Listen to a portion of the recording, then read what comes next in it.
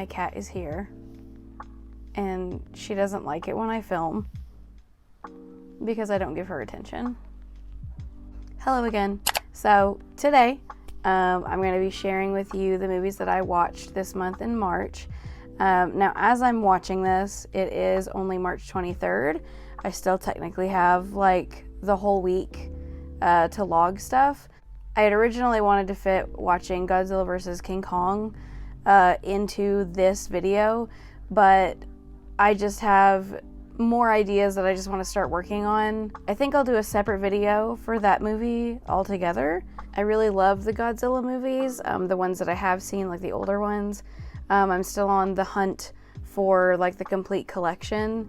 Like you can find them easily online. It's just, I don't know, part of me wants to find them in the wild, like at my local used movie stores. Every time I find them out in the wild, they're like disassembled, and then like what you pay for collectively is like 3 times the total of what you would pay for just like buying the collection yourself. So I should just pull the trigger and buy the collection. But anyway, enough rambling. Let's just start this list. I'm gonna be using the app called Letterboxd. There's another girl on here. She's much larger than I am. Spooky Astronauts. She uses this app when she does her videos. And I just like the simplicity of being able to have like the list on screen. So yeah, let's just get this started. So the first movie on my list is Saint Maud. That released in 2019, but we all know that like it actually wasn't available until like this year.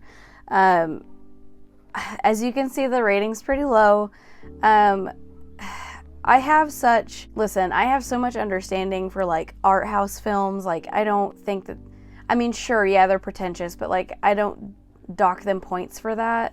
Like if you want to make an artsy fartsy movie, like go for it. Like if I can understand it and I can appreciate like the beauty and the detail and stuff, then like awesome.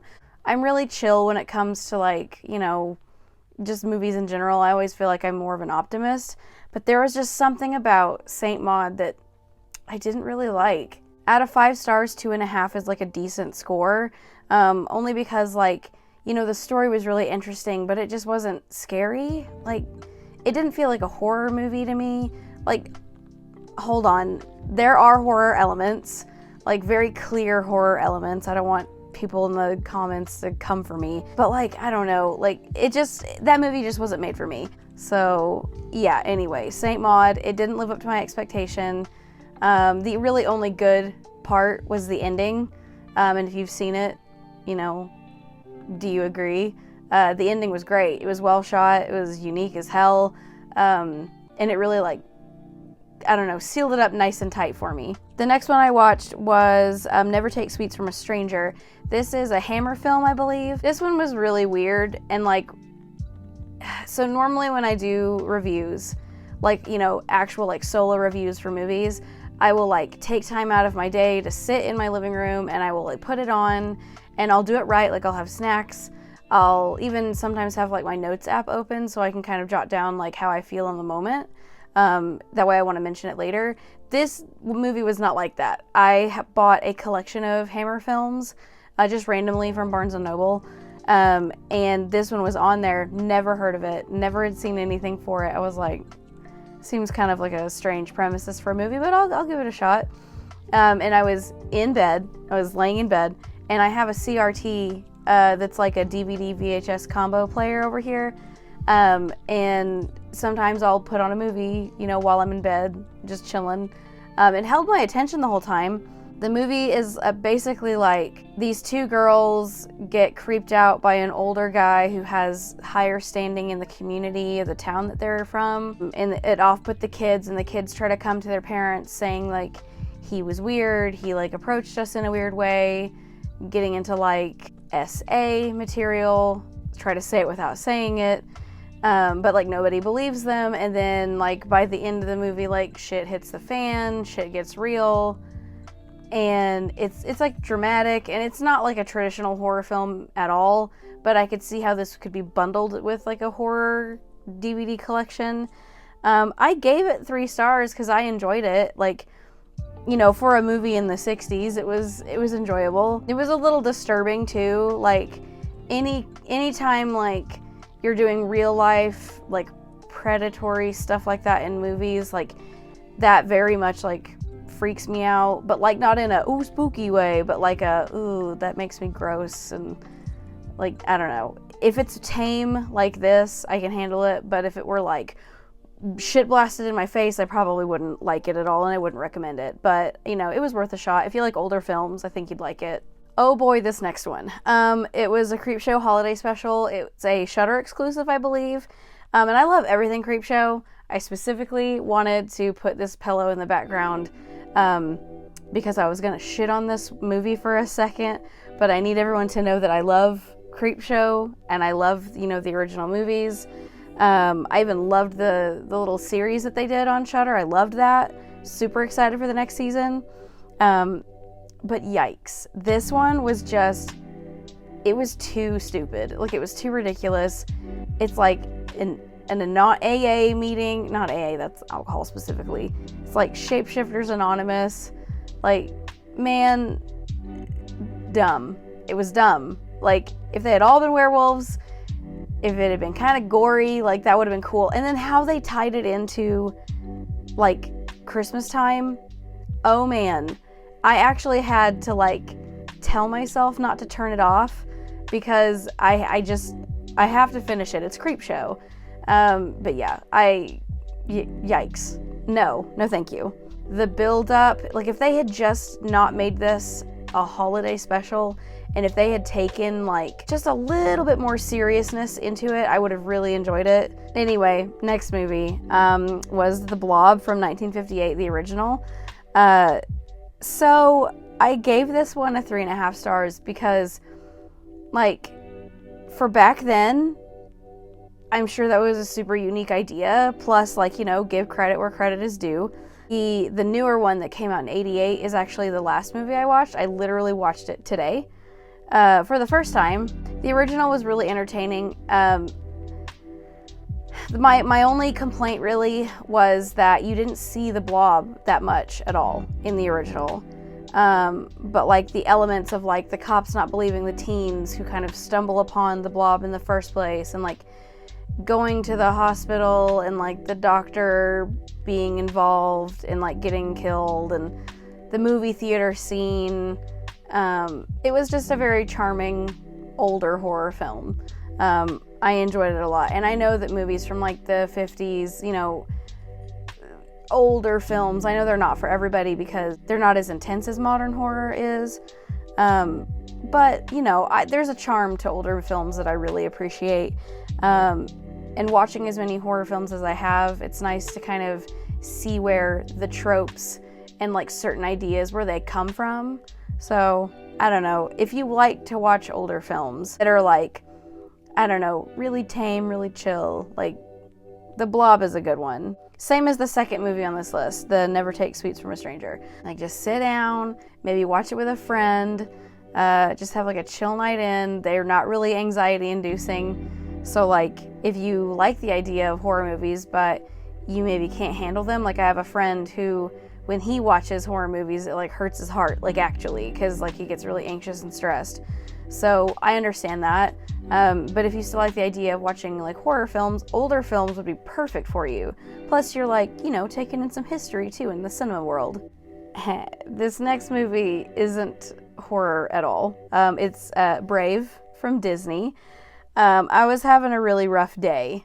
I remember this day very clearly. I had had a hard day, and I was like put on a comfort movie. Brave makes me cry like a child every time I watch it. Like, there's a song, it's like, man, I don't remember what it's called. Like, it's the first song of the movie when she's like riding her horse and she goes to the fire falls and like climbs the rock. Like, that song, tears, just absolutely kills me.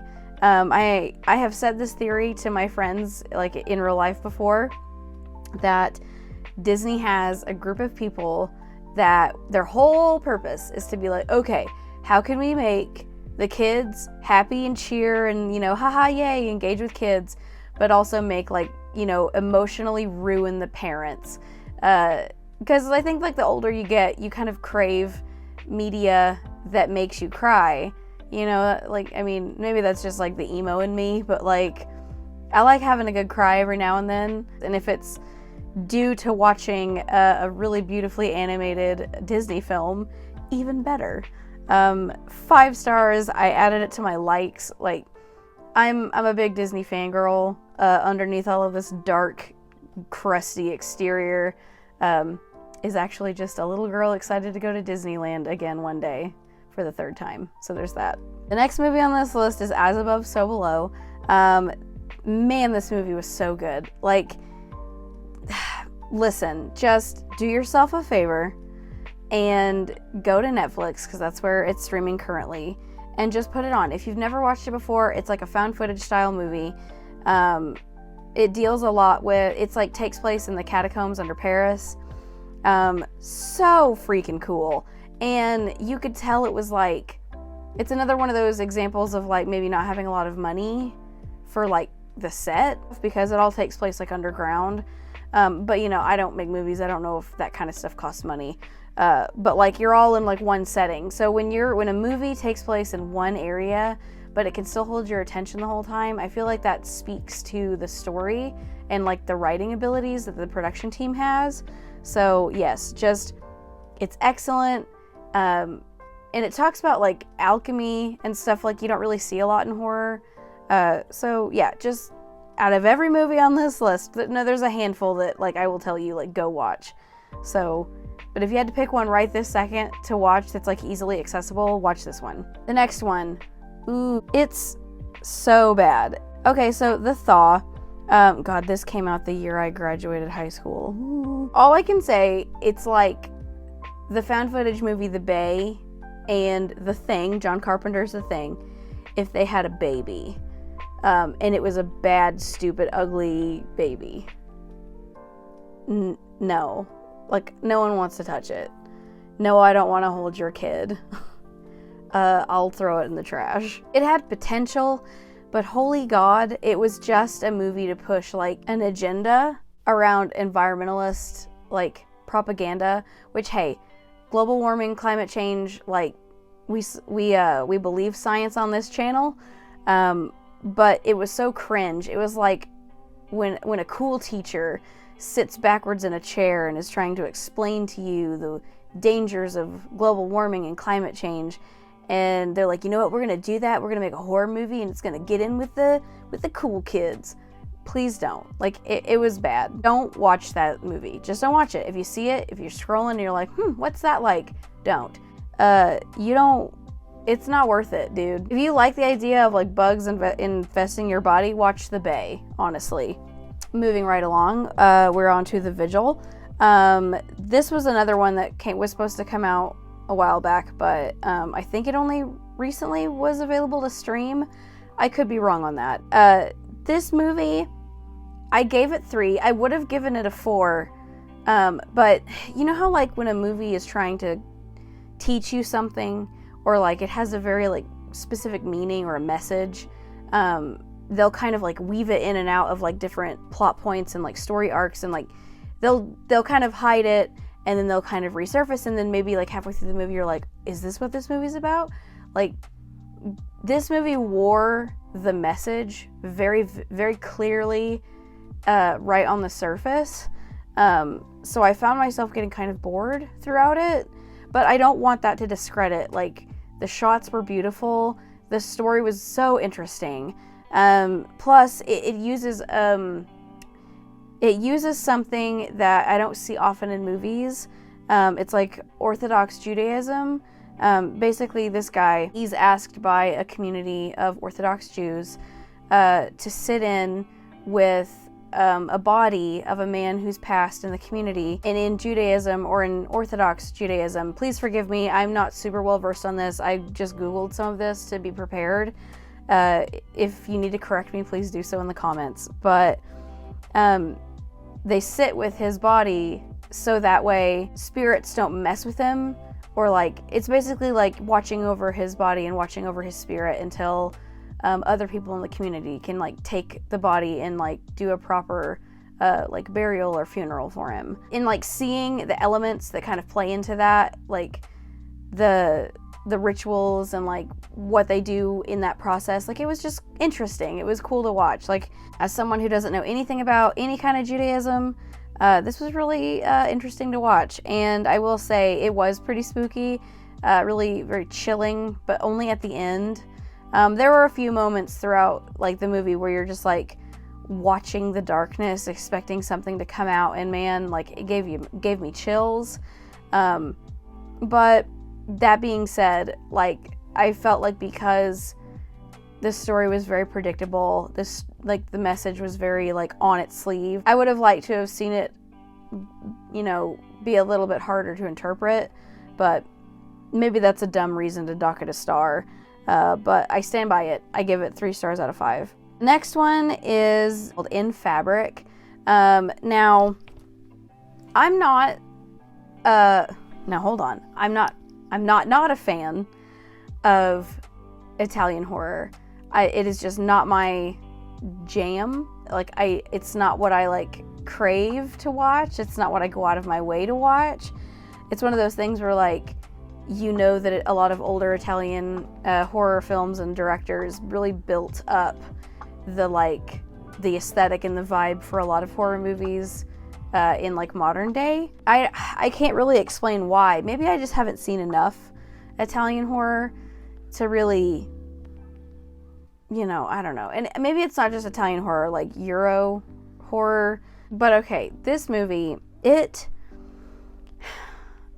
about this woman who goes to a department store, and I couldn't tell you what time era this felt like. It felt really like 60s, and it takes place in England. But she goes to a department store that is like clearly run by like some freaky, weird people. They're all like, these women are all like dressed the same with like poofy wigs, and they take like customer service really seriously, and they speak in like twists and turns and knots, and like it's really hard to understand like what they're getting at. Like, there was a couple of times I had to like rewind it to like listen to what they were saying again to like understand what they were saying. Maybe I'm just stupid. This woman buys a dress, and it basically is cursed or haunted, and anyone who wears it like kind of marks them, like a rash or something. It marks them, and then like, you know, bad things happen to it. I don't want to give too much away. It was a very odd movie. There was a lot of scenes that I was like, what the fuck is going on? But I mean, this movie wasn't made for me. This feels like a real nod. It pays really good homage to like older European horror. It just gives a real Italian horror vibe to me. From what I have seen of Italian horror, this is just kind of what it feels like a very good nod to it. The director, he pays so much attention to detail. It was great. Like, it was great in the sense that if you like Italian horror, or if you like 60s European or like older European, very moody, very aesthetic, very leaning on like a color palette to sell like the lighting and the vibe and stuff, you will enjoy it. It was just a little too weird to me, and I like weird, but this was like almost like boring weird. Man, just you be the judge. You be the judge of that one.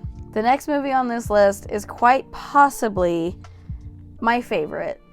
I already did a review on it. I will link that video in the description box if you want to watch it. But it was the movie called Spell. This movie was so good. It was a love child of like that movie called Skeleton Key, and the book Misery, or like the movie Misery from Stephen King. The writing was perfect. The story was unique enough for me. The acting was great. And oh man, it was gory, and it was interesting, and it was like legitimately like terrifying in a lot of parts. But my favorite thing about this movie was the fact that I got so invested in each character, even like his family, which I don't want to go into it, but like his family is like flying to the Appalachian Mountains for his father's funeral, and the plane goes down from like a storm, and he gets separated from his wife and his 2 teenage kids, the daughter and the son. And when he wakes up, he's like in this hoodoo priest's house that's like nursing him back to health just to be able to do some bad shit to him. And then, the movie is him trying to like figure out what's happening to him and find his family and figure out if they're still alive and where they are. So it's just a really good movie. This is another one. If you're maybe like in the itch to go buy a new movie, I didn't look up where to stream this one, but I know you can rent it fairly affordably on the internet. But I bought it on Blu-ray on a whim, and I'm very happy with my purchase. So yeah. The next movie on this list was actually recommended by a friend. Hey, Courtney. Man, this movie, okay, hold on. Before I watched it, I watched another YouTuber review it. Chris Stuckman. He did a really good review on this movie. And he goes a little bit more in depth than I will. But he just kind of talks about how this movie had a lot of money behind it, and it was like derived from a graphic novel, and that it didn't get nearly enough like recognition that it deserved. And I 100% agree with that. This was such a freaky, chilling movie. I will also say, if you watch the trailer, or if you, even just from watching that guy's review, he does do a spoiler portion. It's like the last half of the video. But if you just watch that first half, from what he says, like, I wasn't expecting what I got with the movie, which isn't always a bad thing. It just means that, like, I prefer when I go in somewhat blind. Like, if I know a little bit about the movie, I'm fine with it. But if you watch a trailer and you basically get the whole movie in one shot, like, man, that irks me to no end, and that didn't happen for me. And I was just really surprised by the end of this movie. It is a longer one. It's like 2 hours. It's over 2 hours long, but like, it kept my attention the whole time. But it is kind of a slow burn. And Chris Stuckman also mentions, like, it doesn't have a lot of answers, and I agree with that. So, like, if you don't like movies that kind of don't tie up loose ends, I feel like I'm just quoting his video. But, like, I don't know, it was really good. I enjoyed it. I definitely think it deserved a little bit more attention, so I'm hoping that this kind of resurfaces and people start talking about it. This next one was so different from what I was expecting. I feel like March was the month of, hey, here's this movie, and you have a vague idea of what it is, watch his movie. Oh wow, that's not what I was expecting. That's like this whole month's theme. This movie, Triangle, upon first glance, when you first kind of look into it, like, oh, they're on a boat, and triangle, so like Bermuda Triangle? I don't want to go too deep into this, because you can actually watch this movie on Tubi, which is a free streaming site. And I 100% think that everyone who is watching this video should go watch Triangle if you haven't already. It is not what you expect. I will say the ending leaves such a unique feeling or emotion, at least for me. Like, I don't want to give it away, but like most movies kind of, they're either like disappointing, like, oh, I didn't find out what I wanted, or, you know, they didn't tie up enough loose ends, or it's like really satisfying, like if it's a revenge movie or something, or, you know, like there's a lot of like safe ways to end horror films. This one, there's only maybe a handful of movies that end the way this one ends, and it was just so good. This is also one that I probably rewatched to maybe see if I caught anything. Man, I almost don't want to give you my analogy of like with the two movies it feels like, only because I feel like it would give it away. So yeah, I'm just gonna stay vague with it. All I will tell you is this girl and some of her friends go on a boat, they go sailing, and they also get caught up in a storm. And when the storm kind of like clears, like their boat's like flipped all the way over, they got life jackets on, and they see a giant, I don't know, looks like a cruise ship. I don't know anything about boats, other than they float, and they're not supposed to not float. They see this bigger ship, not a boat. Things just get a little fucky when they board the ship. So please watch this movie and tell me what you think of the fuckiness of this movie. What the fuck am I saying? That brings us to the last movie on this list, which I literally watched maybe an hour or two ago. It's the Blob Remake from 1988. This movie, there were a couple of plot holes that like kind of bothered me, or like silly things that just didn't make sense, but like it was the 80s, so like whatever. This movie, like how in the original they didn't really show the blob like enough.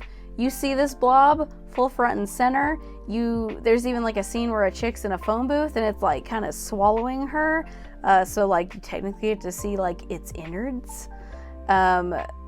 This whole movie, like if you like creature features, if you like classic, gross, really good, really well made practical effects, please watch this movie. Man, it was so good. Like I want to, in fact, it's a little bit too late now, but I think tomorrow I might go try to hunt this down physically and add it to my collection. So yeah, that's just something that, you know, when I watch movies, I try to make a little, like a mental note or a list of the ones that I want to go buy physically. But, you know, this movie is a classic. I'm ashamed that it's been until now. I'm 30 and I just watched it. It's amazing. It actually really makes me want to do like an 80s creature feature video of some of my favorites, and maybe it'll be on there. So yeah. Alright guys, that concludes my what I watched in March video. This one was also a little bit short. It was spring break for like half the month here. And I work at the mall. I mentioned that in my last video. Things were just really stressful, and when I did get time off from work, I just wanted to sit and relax, so that's what I did. I watched a couple of movies here and there. Hopefully for April, I'll have a little bit more to bring to the table. If you liked this format of like me just kind of like candidly talking about it, all I've been looking at is this list. I was just pulling everything from my head. If you like that better, please let me know. I kind of liked how off the cuff all of my comments felt instead of like having stuff pre-written. So yeah, that's all I'm gonna say about this video. If you guys have any recommendations for what I should watch in April, I would love to see them. If you know about any new movies that are coming out this next month that you think I'd like, please let me know. I'm gonna try to be more active on my Instagram and on my Twitter. I mean, I link them in every video. They're linked at the end of my videos, they're linked at the beginning. I want to start trying to be more interactive on those if I can. You know, I really want to build a community of people who like, you know, want to talk about horror movies, because that's what I like to talk about. Like, I do take recommendations. My last monthly recap video, there was a movie on there that I had a recommendation from. This month I also had a recommended movie on here. So, you know, just throw them at me. We'll see what sticks. It might make an appearance. But yeah, so now that this video is over, I'm gonna go chill because I got my first dose of the vaccine yesterday. My arm hurts real bad. I'm feeling a little tired and kind of weak and puny, and yeah, I just need to go take some Tylenol, go pop on some Twilight Zone, and just kind of chill. So that's what I'm gonna do with the rest of my evening. So I hope you guys have a wonderful day, night, week, whatever. Just, you know, go out there and feel good. What am I even saying? I'll see you guys in the next video. Bye.